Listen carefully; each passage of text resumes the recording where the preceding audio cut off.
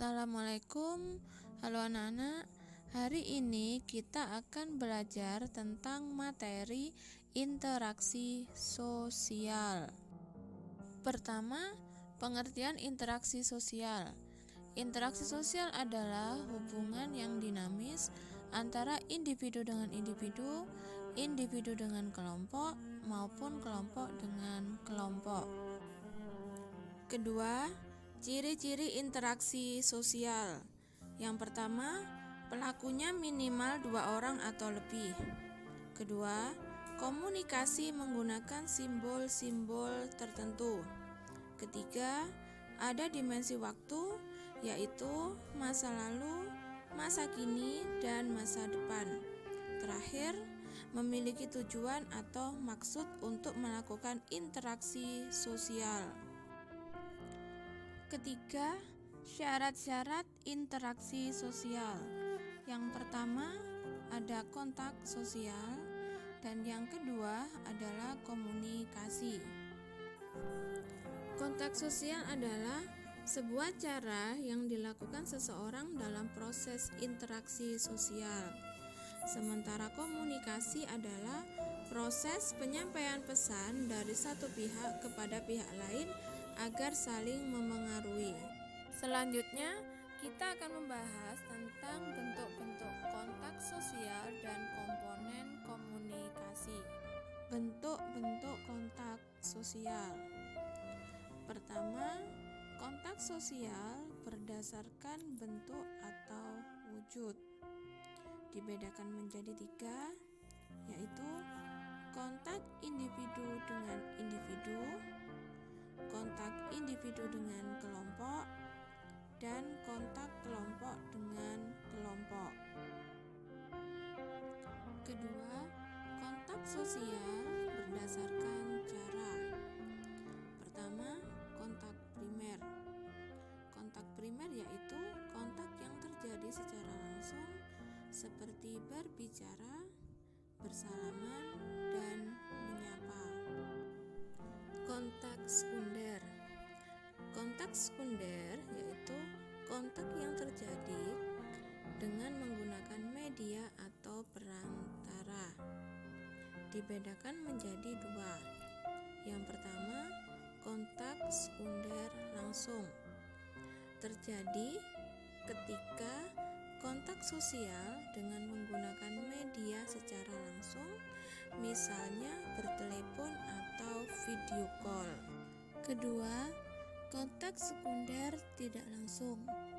Terjadi dengan menggunakan perantara pihak ketiga, misalkan menitip salam dan mengirim surat.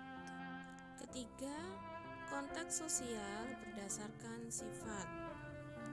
Dibedakan menjadi 2. Kontak positif yaitu kontak sosial yang mengarah kepada suatu kerjasama.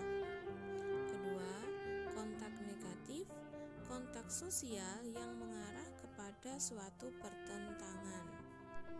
Syarat interaksi sosial selanjutnya adalah komunikasi. Komunikasi adalah proses penyampaian pesan dari satu pihak kepada pihak lain agar saling memengaruhi. Syarat-syarat komunikasi. Ada komunikator, komunikan, message, media pesan, dan feedback. Selanjutnya, faktor-faktor yang mempengaruhi terjadinya interaksi sosial. Pertama, imitasi. Imitasi adalah tindakan meniru orang lain baik sikap, tingkah laku maupun penampilan fisiknya. Contohnya, pelajar yang menirukan sikap dan tindakan seorang guru yang selalu datang tepat waktu dan bersikap sopan. Kedua, identifikasi.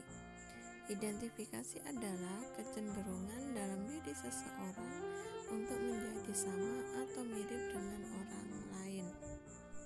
Contohnya, penggemar K-pop yang sangat mengidolakan artisnya maka dia akan merubah penampilan seperti artis idolanya. Ketiga, sugesti. Sugesti adalah memberikan pengaruh atau pandangan yang diberikan oleh seseorang kepada orang lain dan diterima tanpa berpikir panjang atau disertai sikap kritis. Contohnya adalah produk iklan pemutih wajah yang menawarkan bahwa seseorang itu bisa putih dalam 7 hari. Keempat, motivasi. Motivasi adalah memberikan pengaruh atau pandangan kepada orang lain, namun disertai sikap kritis, rasional, dan dapat dipertanggungjawabkan. Contohnya, seorang pelatih sepak bola yang memberikan motivasi kepada timnya agar bermain dengan baik.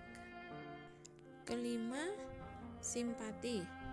Simpati adalah rasa tertarik kita terhadap orang lain. Contohnya, kita ikut polling atau mengirim SMS kepada seorang kontestan yang ikut ajang pencarian bakat di televisi. Keenam, empati. Empati adalah perasaan yang mendalam, seolah-olah merasakan hal yang dirasakan oleh orang lain. Contohnya, mengumpulkan sumbangan yang kemudian disalurkan kepada korban bencana alam. 5. Dampak positif interaksi sosial. Pertama, terpenuhinya kebutuhan individu dan kelompok. Kedua, hubungan sosial antara dua atau lebih kelompok sosial yang berbeda akan kuat. Ketiga, individu-individu yang berbeda akan saling mengenal. Keempat, tercapainya kestabilan antara dua atau lebih kelompok yang bertikai. 5. Lahirnya unsur kebudayaan baru tidak menghilangkan kebudayaan yang mendukungnya. Keenam, terjadinya negosiasi antara pihak-pihak yang bertikai. Terakhir, dampak negatif interaksi sosial. Yang pertama, kerusakan dan hilangnya harta benda dan nyawa jika terjadi kontak atau benturan fisik. Yang kedua, persaingan tajam membuat kontrol sosial tidak berfungsi. Ketiga, menimbulkan prasangka yang dapat memicu terjadinya kerugian bagi orang lain. Keempat, aktivitas yang dilakukan akan mengakibatkan terjadinya benturan atau kontak fisik. Terakhir, menimbulkan rencana atau niat mencelakakan pihak lain. Demikian materi modul 2 tentang interaksi sosial. Semoga bermanfaat dan terima kasih.